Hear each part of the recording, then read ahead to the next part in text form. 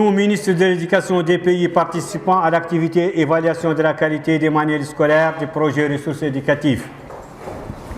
réaffirmons notre attachement aux textes fondamentaux visant l'amélioration de la qualité des systèmes éducatifs au niveau africain, stratégie continentale de l'éducation, de l'agenda 2063 de l'Union africaine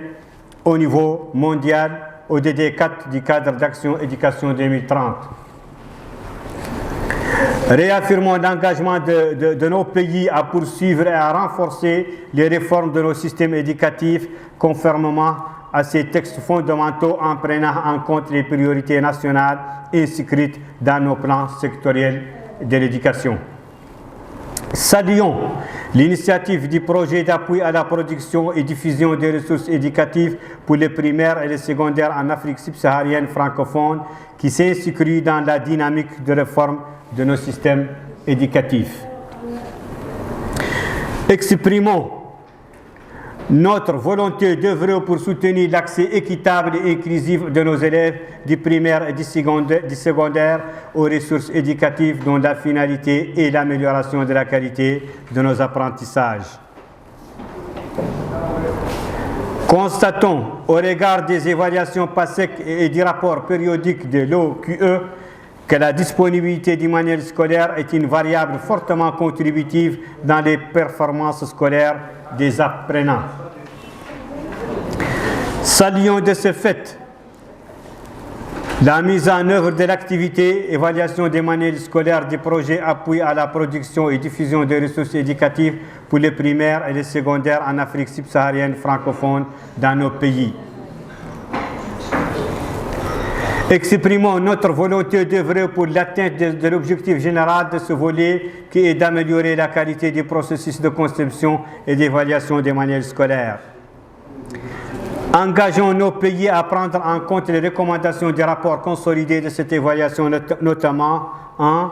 diffusant à une large échelle le document issu de ce rapport présentant les lignes directrices devant orienter la conception de l'évaluation des manuels scolaires adaptés au contexte de nos pays et aux standards internationaux afin que tous les acteurs de nos systèmes éducatifs se l'approprient. Œuvrant pour l'intégration de ces lignes directrices dans les textes officiels encadrant la conception et l'évaluation des manuels scolaires dans nos pays. Créant un cadre d'action permettant aux experts en conception et en évaluation des manuels scolaires de nos différents pays de coordonner leurs efforts en vue d'élaborer des documents de référence, guides pédagogiques, manuels scolaires et autres ressources pédagogiques harmonisées, produites sous forme de ressources éducatives libres dans les disciplines clés afin de soutenir l'apprentissage, rapport d'études sur la qualité des manuels scolaires, etc.